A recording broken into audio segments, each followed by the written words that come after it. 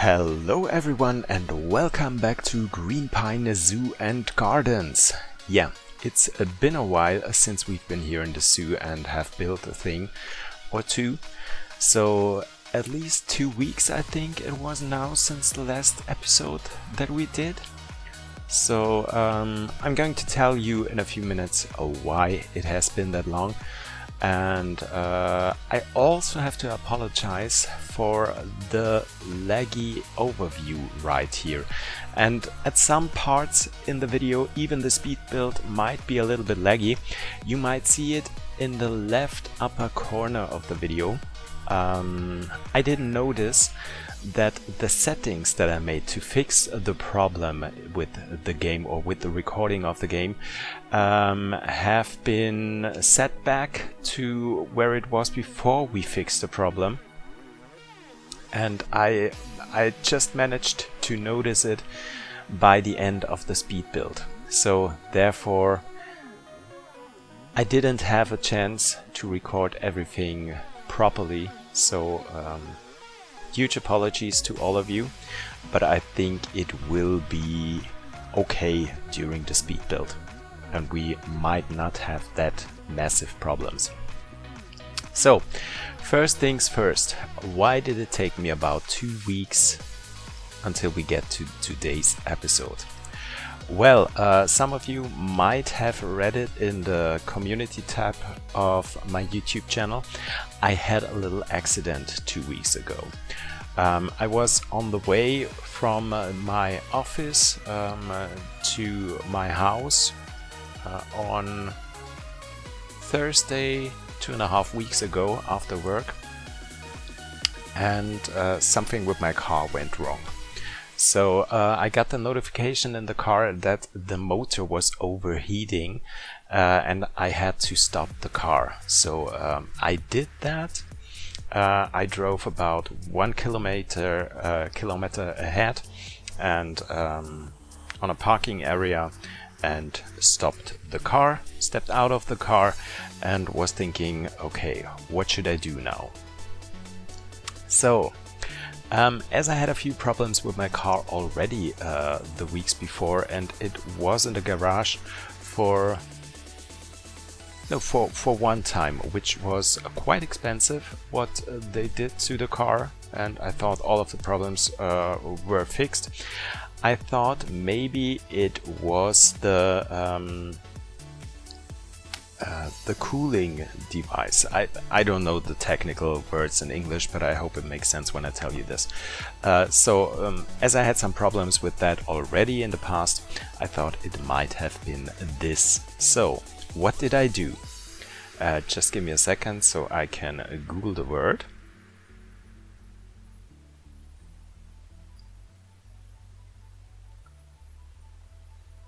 So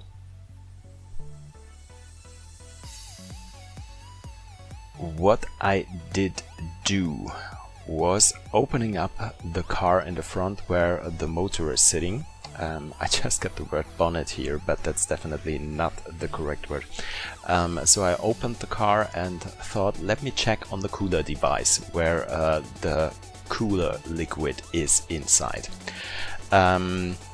You have to know that the car did run for about 30 minutes, 45 minutes, something like that. So it was very hot in there. So I opened the thing where the cooler liquid is inside, and lots of the liquid that was quite hot came out of the canister, got into my face and got over my right hand. And as you can imagine, it was quite hot. So I was very, very lucky because I got the liquid into my face and also in my right eye, that nothing happened in my face because it was cooled down that much that it didn't cause any problems in the face. So I was very lucky about that, but unfortunately not with my right hand. So my right hand did get burned pretty bad. Once again, Luckily it was just burns of 1st degree, so not too bad, but it hurt a lot. So what did I do? I went to the hospital and they took care of it immediately, and yeah, it took me about 2 weeks now to be almost okay. So the skin is still shedding at some point at some areas on the hand, but I don't have any pain anymore. You almost can't see anything from the burn, so yeah, as I said, I was pretty lucky that not anything worse did happen, and especially nothing with my face did happen. So that's the reason why I couldn't record any videos in the last 2 weeks. I also have been to Vienna for a few days in the last week to take some time off and try to relax a little bit, which was also very good for the healing of my hand, because I didn't have to do anything, just tourist stuff. And yeah, and now I'm back. So, but let's get into what is going to happen, or what is already happening the whole time as we are talking here in our cat house. There's not going to move any cats in today. We're just doing some interior work. We are preparing the indoor parts for now 3 of the indoor boxes for the animals, and going to do a little bit of decoration, as you can see right here, with a little bit of a showcase of Indonesian stuff, like vases and lamps and whatever, just to make it a little bit more interesting. That is something that's going to happen quite a lot in the next few episodes here in the house, as we want to have it pretty realistic and also a little bit like a museum as well. So we don't want just to showcase the animals, we also want to showcase some parts of the culture of the countries where the animals, or the regions where the animals do live. So that's the thought behind that. There's also going to happen some changes on the inside of the house. I told you in the last episode that I was thinking about narrowing the path a little bit for the keepers, and I also talked with you about the idea of using the queue path that is a little bit smaller, so that you could actually cheat a little bit and make the stuff path a little bit smaller with that. I tried to do that. Unfortunately, this is not possible.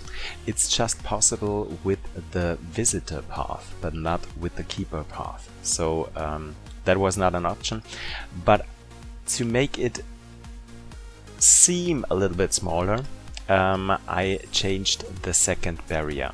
So we're going to delete the barrier later on in that video and create a new one that is going to be a little bit pushed more into the path for the keepers, so that it is in the end a little bit smaller. And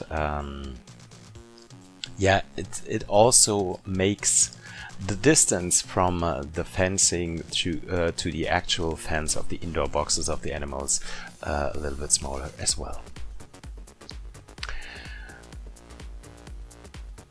Yeah, and as you can see, we do have that big indoor habitat on the one side of the building here, right on the opposite side from the showcase, which is quite large. And you know that the habitats that I'm working on in this video were designed or were signed for the clouded leopards. So the clouded leopards are not that huge animals, and they also do just live in pairs, which is for most of the cats that are going to live in the house. Besides of the lion I think is is the only animal that lives in this, that's going to live in that house, that lives in packs. All of the other animals are quite solitary or do live in pairs. Yeah.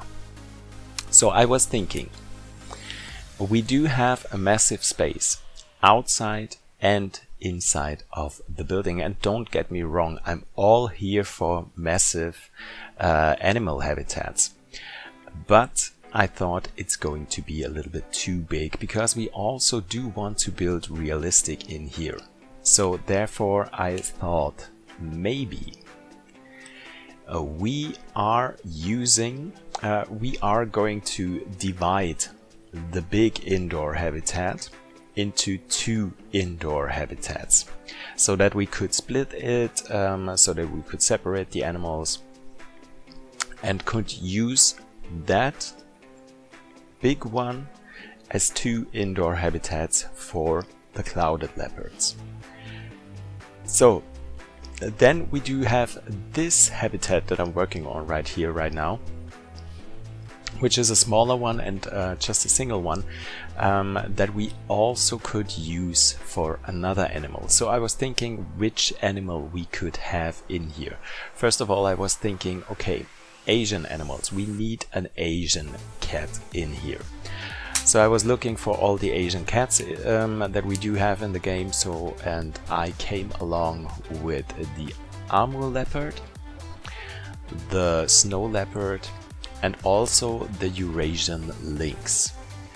So as we do have just this small indoor habitat, I was thinking about the Eurasian lynx, but on the other hand I thought it would not be that great of a match right next to the clouded leopard. It would have looked pretty weird. So my final thought was, what if we use the big one for a couple of clouded leopards and the smaller one for one single individual of Amur leopards?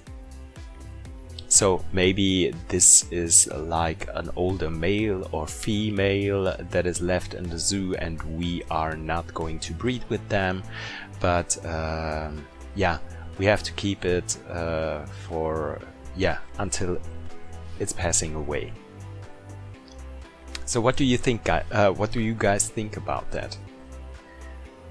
Should we have an old Amur leopard in there in the single habitat? Or should we have an old clouded leopard in there and give the big habitat that we can separate for a pair of Amur leopards? Let me know in the comment section what you guys think and what you guys would love to see. So I'm very happy to do so, because yeah, I think that might be a great idea. And we might do that from time to time with the other habitats here in the house as well. I don't think, especially for the lions, with the lions I don't think we're going to have a problem, because we will have a pack of them in here. I think about 3 females and 1 male at least.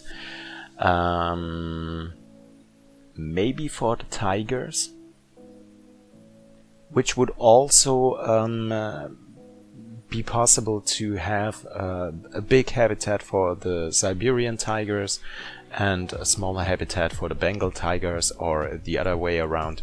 That would also make sense. But yeah, that is something that I was thinking about. And also I think it was the habitat for the African leopard. We might do something pretty similar. Maybe we are going to have a jaguar in there, or any other cat. So you can give me suggestions if you want to, and we will make that happen in here to make this an absolute fabulous house. Yeah, so I was working on a backstage area for the leopards here as well. Leopards and clouded leopard. Which is funny, because the clouded leopard in Germany isn't called a leopard at all. So if you had to say it in English, it would be, yeah, like clouded part. So not leopard, just part. Which is a little bit weird when I say it like this. But yeah, that's the name of him in German. Clouded part. So, yeah, the future plan for the cat house here in Greenpine Zoo and Gardens is that we are going to have the first animals in the next episode. So I'm planning to do the outdoor habitats for the leopards and the clouded leopards, and then we are going to continue at another part of the house and doing the indoor stuff first and maybe the outdoor stuff in the episode after that. So that's the plan right now, because I think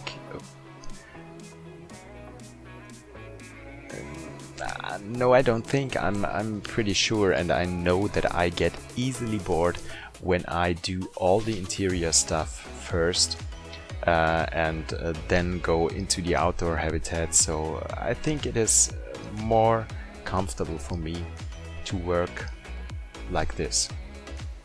1 week interior, the other week outdoor habitats, and let the animals in. I think that will work the best.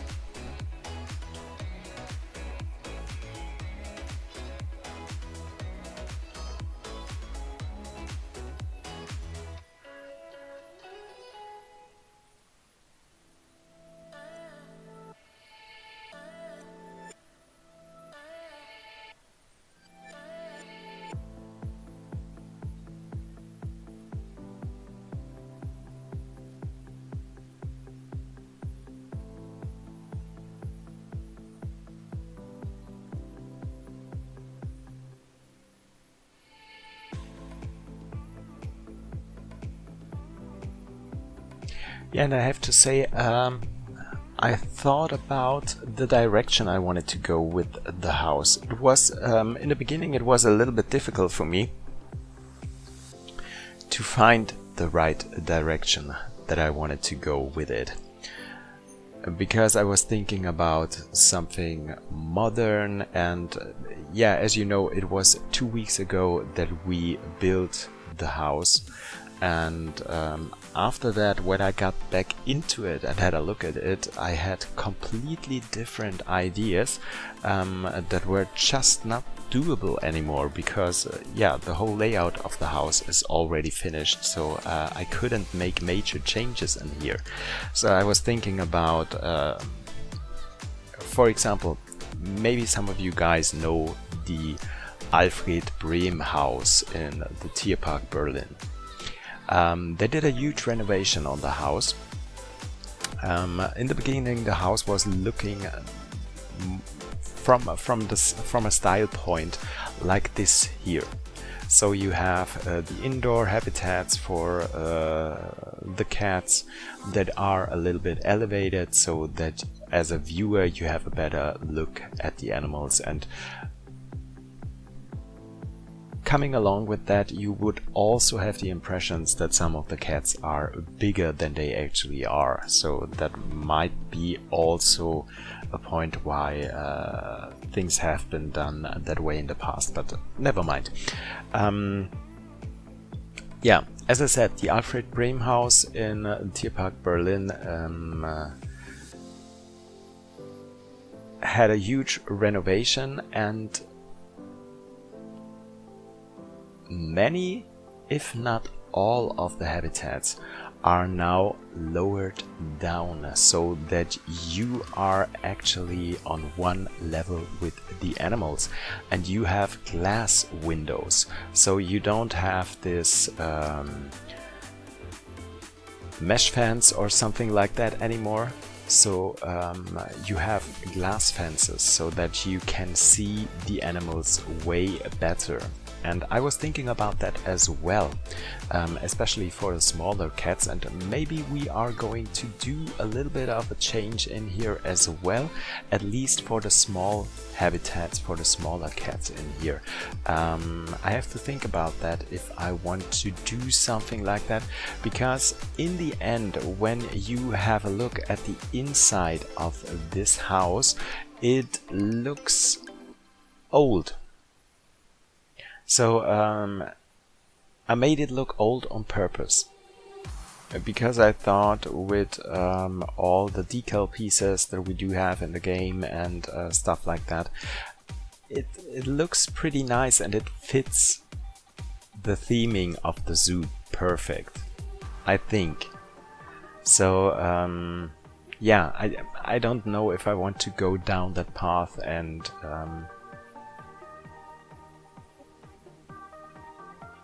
have some modern habitats in here as well. I don't know. You can let me know in the comments what you guys think about that, if we should try it or if we should leave it like an old historical house in here. And here is the part now where I chose to fix the fencing a little bit.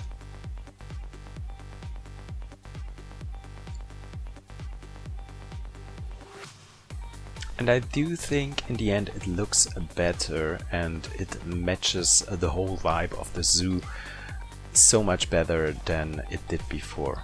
So we're going to do that all around here in the whole building.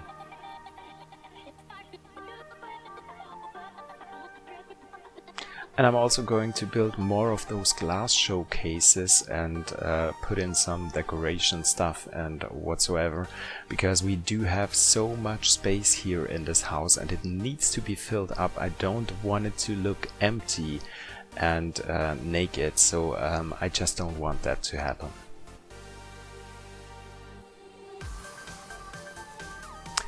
And I also wanted to have some glass pieces for the habitats, for not for the habitats, for the roof of the habitats, because I was thinking about having the building itself be a little bit darker in the inside, but I wanted the habitats to be very bright so that you can see the animals pretty well, so that you see the cats in the light and the visitors are in the dark. So that was the plan. I hope I can manage to do so. It works pretty fine for the first 3 habitats in here. You're going to see it in a few minutes. Yeah, I really like that. And as I said, I hope that it will stay that way for the rest of the house as well. You know the problems that I do have, or people in general do have, with the lighting in the game, especially with the sun, because the angle of the sun isn't very realistic.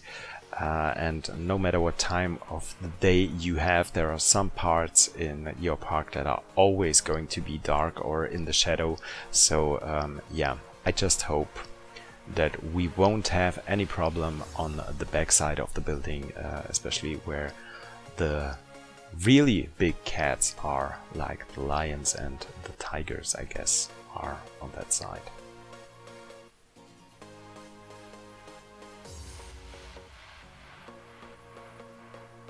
Here you can already see the roof that I was planning. We're going to decorate it in the end a little bit more. This is just so that we have it closed and can see the lighting and stuff like that. I'm also going to change the size of the windows off screen in a few minutes, because it looked a little bit weird, because the windows from the top of the roof and on the side of the building on the walls didn't match, and yeah, that just didn't seem right to me, so I did change that.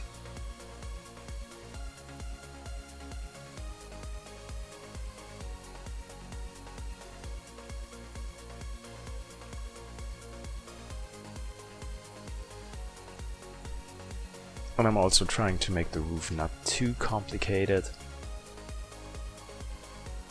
As I said, we're going to have some changes or going into details in a later part of this series in the end when we are going to finish the house, but not right now. So at this point it is just closing the roof, and work of the details is going to come on a later stage.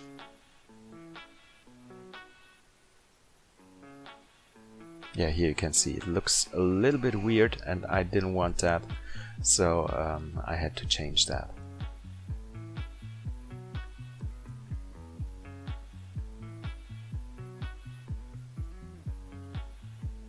But here you can see it's pretty bright on the inside, and that's what I wanted to manage, and I'm very happy that it worked out.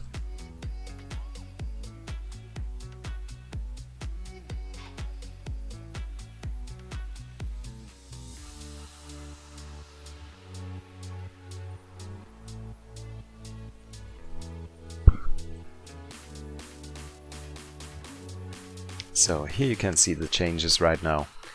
It looks so much better and makes a lot more sense.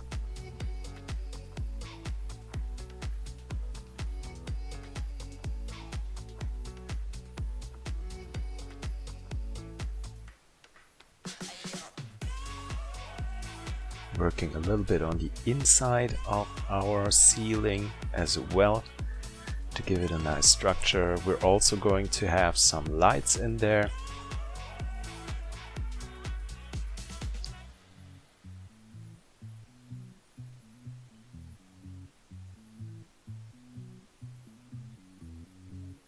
And I also did some education boards at the end of the video that are going to be next to our glass showcase here.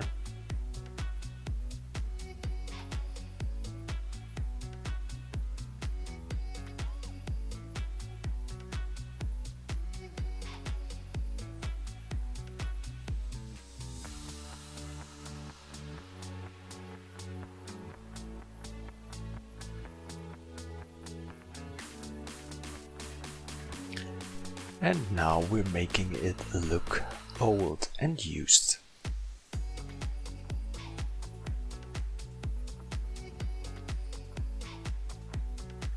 And I don't know about you guys, but I really do love those old and historic animal houses. I told you I've been to Vienna last week, and I also visited the zoo in Vienna, which is the oldest zoo in the world.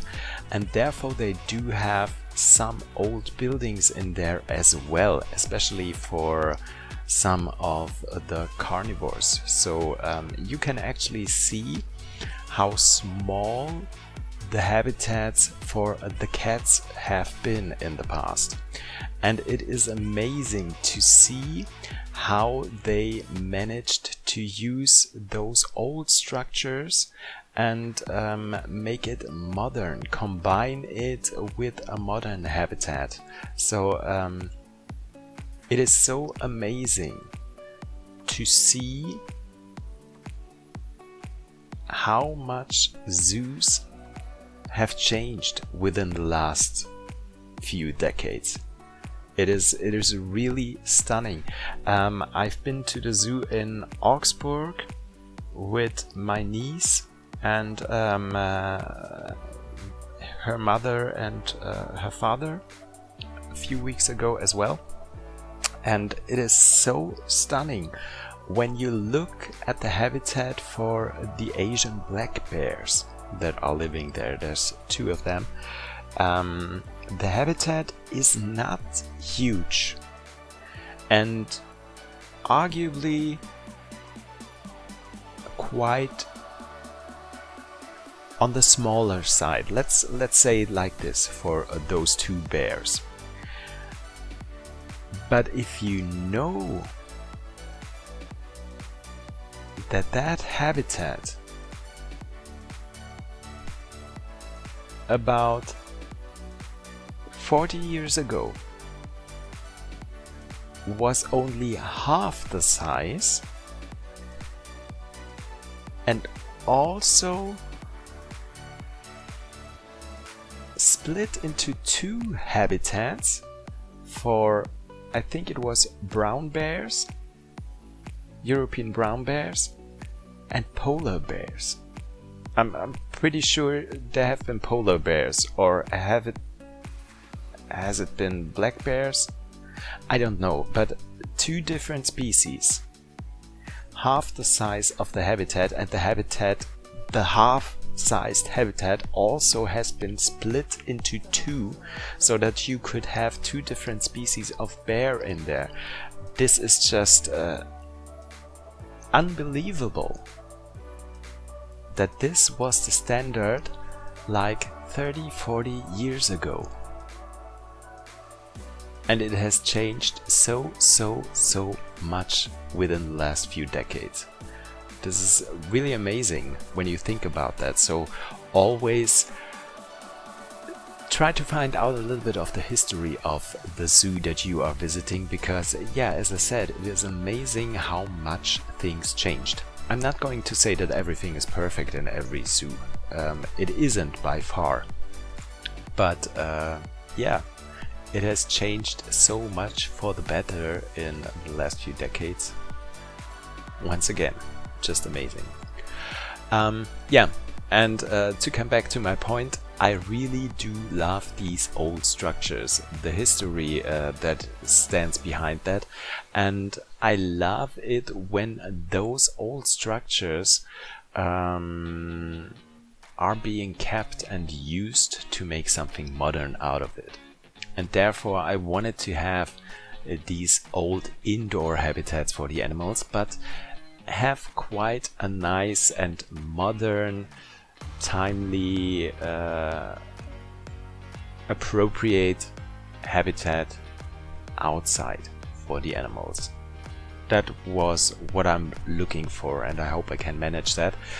So therefore I'm very excited to build the outdoor habitats for the Amur leopards and the clouded leopards in the next episode, and I hope you guys will like it and enjoy it. I try to take more time for the builds that I'm doing, so therefore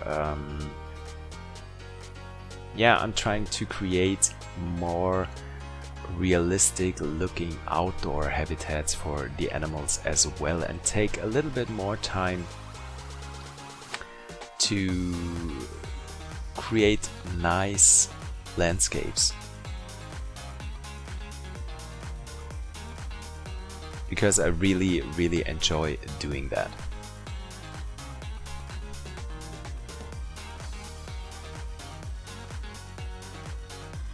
That is also something that I do have in my mind, and we might have something like that at one point here in the zoo. I was thinking about a project creating landscapes for the animals. So I did something where I created zoo panoramas, so where you have an actual landscape for Australian animals, and you have all the Australian animals in seemingly one habitat, but it really is many different habitats that are just combined to look as if it was just one. So yeah, I really want to create something like this in here as well, so that you can have a nicer view or a nicer thought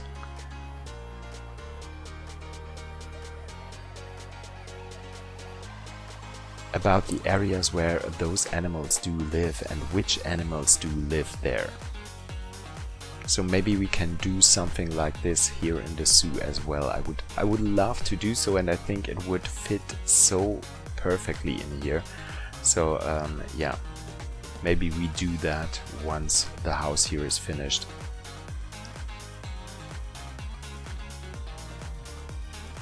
Maybe for Africa. Maybe for Africa, and maybe we could also combine it with the outdoor habitat of the lions. That would be pretty cool. I hope I don't forget about that.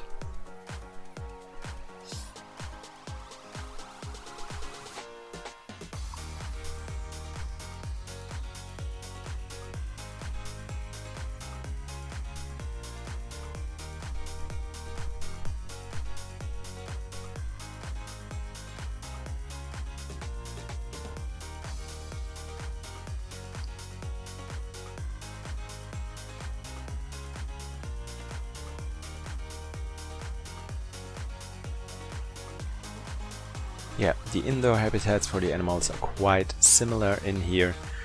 I wanted to have a few climbing structures in here because that is usually something that you do see in zoos as well, especially when you see older animal houses like this one. They are not packed with material. They are easy to clean and have everything the animals do need, but not too much of that. So yeah, I tried to keep it simple. And also, with all the things that I put in here, it doesn't matter if we are going to have the Amo leopards on the one side or the clouded leopards. Both of them are going to be okay with the interior. Yeah, and with that being said, we are at the end of today's video. I hope you guys did enjoy it. I hope you guys do like the idea of the house, how it's going to look on the inside, and I hope you guys are as excited as I am for next week's episode, when we are going to build the habitats for the Amo leopards and the clouded leopards. So if you did enjoy today's video, just leave a like, leave a comment, subscribe to my channel so you don't miss out on any further episodes, and yeah, take care, stay healthy, and tune in next week. Bye.